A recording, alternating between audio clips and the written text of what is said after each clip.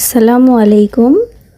এর আগের ভিডিওতে আমি দেখিয়েছিলাম কিভাবে উপবৃত্তি পোর্টালে প্রবেশ করে শ্রেণী হালনাগাদ করতে হয়। আজকে দেখাবো শ্রেণী হালনাগাদ কিভাবে ক্লাস্টারে জমা দিতে হয়।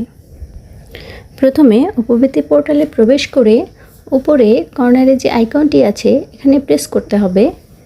এরপর নিচে বেনিফিশিয়ারি শিক্ষার্থী, এরপর নিচে লেখা আছে শ্রেণী হালনাগাদ ক্লাস্টারে জমা দান।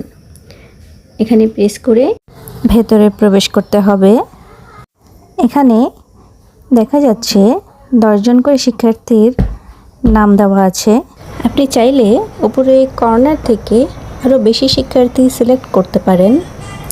এখানে দেখবেন প্রতিটি শিক্ষার্থীর নামের পাশে একটি করে খালি বক্সের মতো আইকন দেওয়া আছে। এখানে আপনি যেটাতে ক্লিক করবেন উক্ত শিক্ষার্থীর নামটি সিলেক্টেড হয়ে যাবে, অথবা আপনি যদি সবগুলো নাম একসাথে সিলেক্ট করতে চান তাহলে উপরে যে এখানে বক্সের মতো আইকনটি দেওয়া আছে এখানে ক্লিক করবেন, তাহলে এখানে থাকা সকল শিক্ষার্থীর নাম সিলেক্টেড হয়ে যাবে।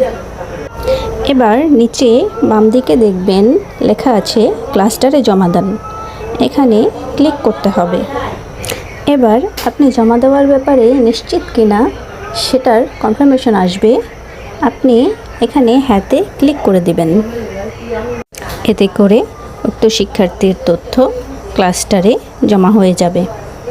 এভাবে আপনি পুনরায় বাকি যে শিক্ষার্থীগুলো আছে তাদের নামও সিলেক্ট করে জমা দিয়ে দিবেন। তবে যদি কোনো শিক্ষার্থীর তথ্যে কোনো ভুল থেকে থাকে সেটা সংশোধন করে নিয়ে তারপর ক্লাস্টারে জমা দিবেন। ধন্যবাদ।